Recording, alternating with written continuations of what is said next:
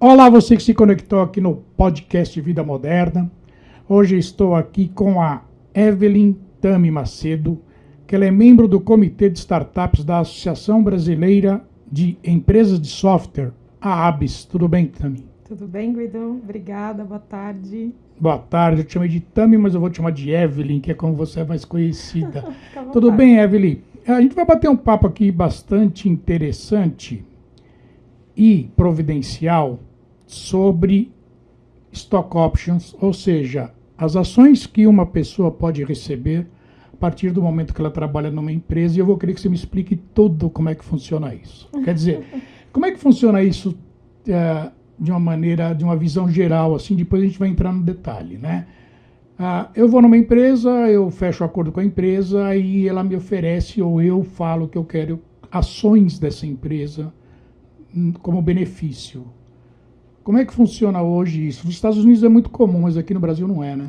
Sim, então, é mais ou menos nessa linha que você colocou agora, Guido. Esse modelo de incentivo ao colaborador, ao empregado, ele vem lá dos Estados Unidos, né? Isso lá da década de 80.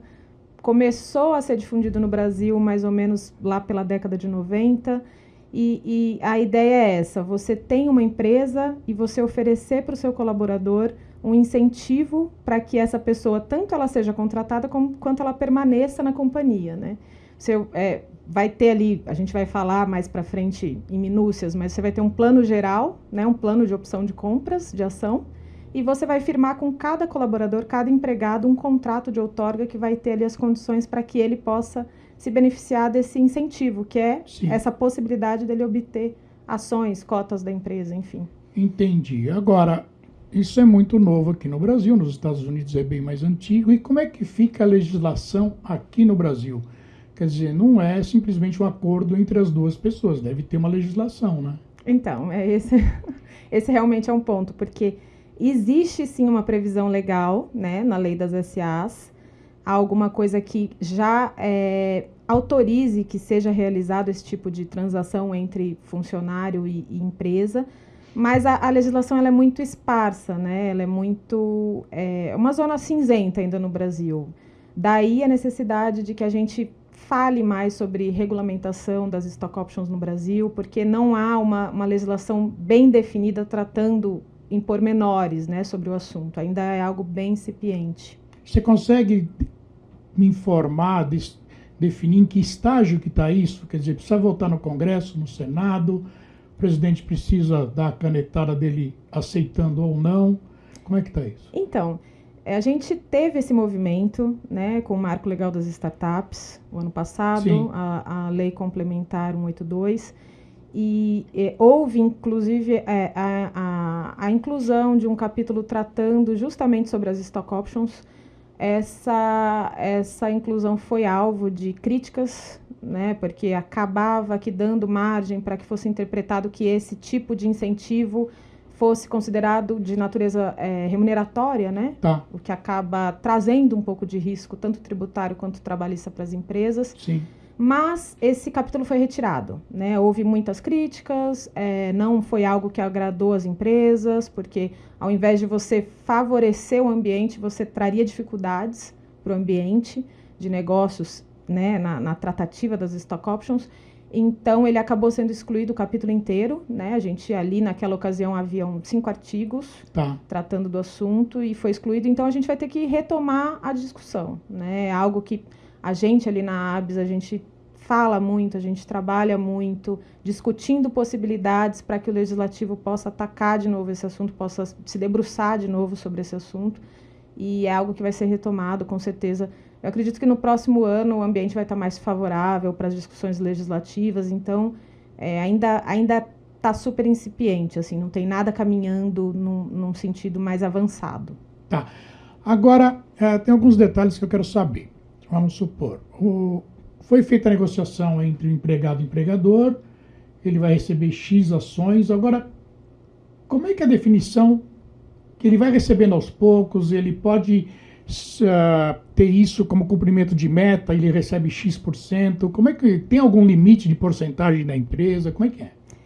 Então, a gente, como eu trouxe para você ali no começo da nossa conversa, a gente tem, quando você pensa em implementar, né, você tem uma empresa, você pensa em trazer para a sua empresa esse programa, né, esse plano de opção, você vai ter um documento que vai ser um documento central, que é o plano de opção, que é um documento que vai trazer ali diretrizes, linhas gerais, qual que é o preço da ação, qual que é o prazo, condição para que se o colaborador saia, como que fica, né, se ele saia da empresa. Tá. E as questões relativas à aquisição, a opção de ele exercer esse direito, né, de adquirir as cotas da empresa, as ações, isso vai estar delineado no contrato que vai ser firmado entre empregado e empresa. Tá. Então, ali não há uma regra, claro, obviamente, porque a gente justamente não tem legislação sobre isso, mas o contrato ele vai trazer quais são esses parâmetros, essas diretrizes. O que a gente vê, né, o que é mais comum no mercado, você coloca ali um período de carência para que esse empregado possa começar a exercer esse direito da aquisição das cotas. Sim. Normalmente isso é 1 ano, né, que a gente chama de cliff, é um período de carência. E aí depois disso tem os prazos para que ele possa fazer esse exercício. Normalmente você coloca 25% no primeiro ano, mais 25% no segundo. Sim. Mas é um assunto, um tema livre. A empresa pode colocar até 5 anos para ele poder adquirir essas cotas na integralidade, até 10. Entendi. Isso vai muito do que a empresa pensou para esse programa, né? Não é nada rígido. Entendi. E ele pode vender essas cotas ao longo do tempo, por exemplo, ou também depende de... Depende do que está no contrato, né? Tudo assim, você consegue fazer muita... Por um lado, não ter legislação acaba sendo bom, porque fica, né, em aberto. Então, você consegue delinear ali muitos aspectos práticos no próprio contrato de outorga. Então, ele tem essa possibilidade de que ele possa ir fazendo aos pouquinhos. Ele pode, inclusive, não querer exercer nos 25%. Vamos colocar que ele colocou ali 25% no primeiro ano. Ele pode deixar para acumular.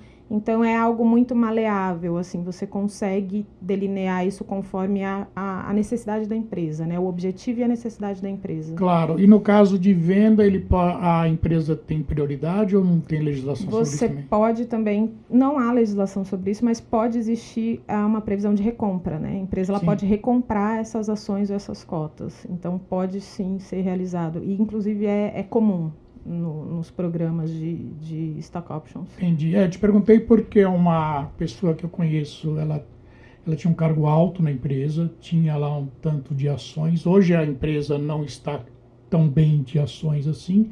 Aí eu perguntei para ela, né? E ela foi demitida no primeiro trimestre, né? Aí eu falei, escuta, e as tuas ações? Ela falou assim, eu dei sorte porque eu vendi na alta da empresa. Sim. Sim. Era uma empresa americana, não era brasileira, né? Quer dizer, então, isso, nesse caso era possível, mas não é assim que roda, né? Não é. Você tem que ver muito o que naquele caso específico foi combinado, né? O que estava naquele contrato, o que estava naquele plano, né? Mas normalmente não é assim a qualquer momento. Ela pode, a não ser que ela tenha acumulado, né? E aí ela queira fazer opção. Sem dúvida. No decorrer, por exemplo, do segundo ano, eu quero vender meus 25%, né? Eu quero converter isso em participação, né? Que daí é justamente esse que é o pulo do gato das stock options, porque você tem a opção de fazer o que você quiser. Entendi. Você falou aí em startups, né? E o teu foco são as startups na ABS, né? Como é que está isso nas startups hoje? Isso é muito comum? Isso, apesar de não existir uma legislação, é muito usado? Com as startups, sim, a gente vê com mais frequência. Porque o que acontece, Guido? Um dos pontos, para além de ser um programa que vai ajudar muito nessa questão de espírito de dono, né, do colaborador, de você ter essa opção de atrair e reter esses talentos que para uma startup é valiosíssimo, né, principalmente quando elas estão ali nas fases iniciais, tem o ponto que não é algo que você vá ter que despender uma grande quantia para poder implementar, né? Sim. Então, tem tudo a ver com startup. Tanto é que a origem mesmo e o que pega muito lá fora, nos Estados Unidos, como você está falando, é no Vale do Silício. Tem muito disso lá, né? Então, sim, entre as startups é muito mais comum do que entre outras empresas de pequeno porte, por exemplo. Entendi. Agora, eu vou te fazer uma pergunta que pode fugir um pouco do nosso assunto, mas é que é uma realidade hoje no mercado, que é o seguinte: eu conheço várias pessoas que estão empregadas aqui no Brasil, porém elas estão empregadas nos Estados Unidos, mas moram aqui. Do quarto delas, elas trabalham com uma empresa na Califórnia, por exemplo, e com stock options, né? Como é que fica nesse caso? Justamente esse ponto que está movimentando o mercado de novo para olhar para essas opções, né? Olhar para esse plano de opção de compra. Porque é isso que você falou hoje, principalmente no meio de tecnologia, né? E sim. E assim, o assédio das empresas estrangeiras é gigantesco. Então, esse mecanismo, esse plano, esse programa de stock options acaba sendo um incentivo para as empresas brasileiras poderem competir de alguma forma com o mercado estrangeiro, né? Muito embora ainda assim seja difícil, Sim. né?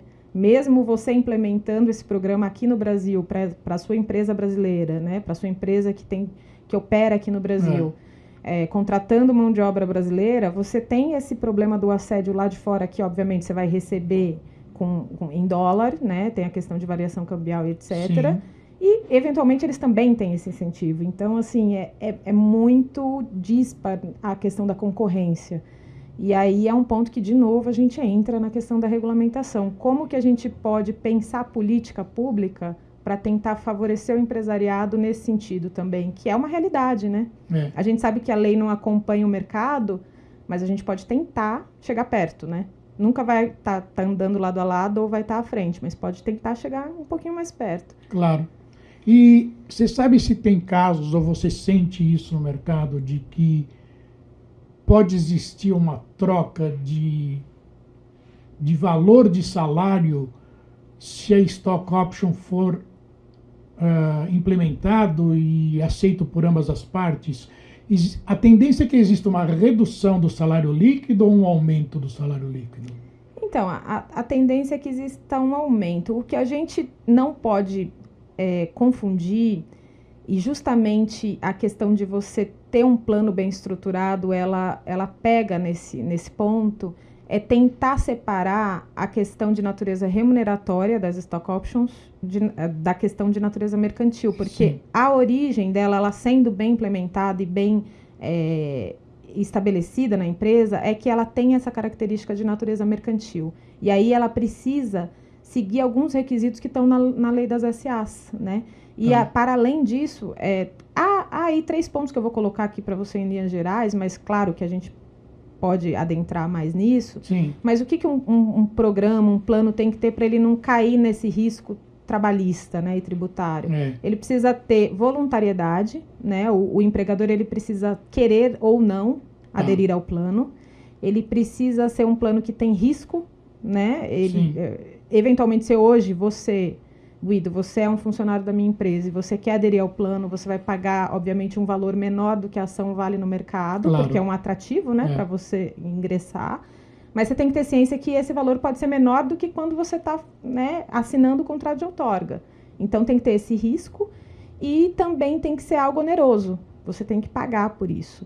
Então, eu cumprindo esses 3 requisitos, eu acabo afastando o risco trabalhista e tributário, né? Entendi. Então, ele não vai, eventualmente, agora, voltando para a sua pergunta, ele não vai interferir diretamente na remuneração, porque justamente não é essa a ideia, né? Entendi. A gente precisa meio que tentar se afastar da remuneração. O espírito das stock options é ser um incentivo e não um componente na remuneração. E existe algum estudo, alguma coisa de quem adere à stock option por lado do funcionário, ele trabalha mais motivado? Ele veste mais a camisa da empresa? Sem dúvida, sem dúvida. Há apontamentos, há estudos que indicam que é uma mudança de cultura, né? Porque quando você adere a um plano, você quer que a empresa ela tenha sucesso, porque em contrapartida você terá sucesso. Então é uma aposta que você está fazendo numa empresa que você trabalha. Então, assim, é meio que indissociável você trabalhar melhor, você produzir maiores resultados, né? E há outros modelos de plano também que você, como você perguntou anteriormente, você pode colocar metas, então você pode ter a possibilidade de adquirir mais ações, né?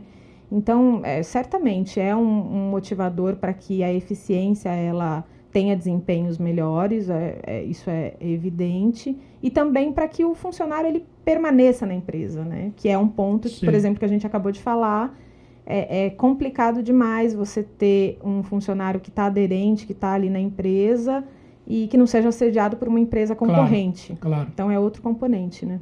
Entendi. Para a gente finalizar agora, quais são os mercados que mais são adeptos, tirando tecnologia? Tecnologia não vale, porque né, você tem alguma ideia disso? Quer dizer, financeiro? Financeiro, sim, bastante. Tecnologia, você falou que é disparado o principal, né? E tecnologia a gente vê muito empresas grandes e pequenas também aqui no Brasil aderindo. As startups, né, também são grandes utilizadoras desses programas, elas implementam demais isso no seu dia a dia. A gente, e aí dentro das startups, todas as áreas, né?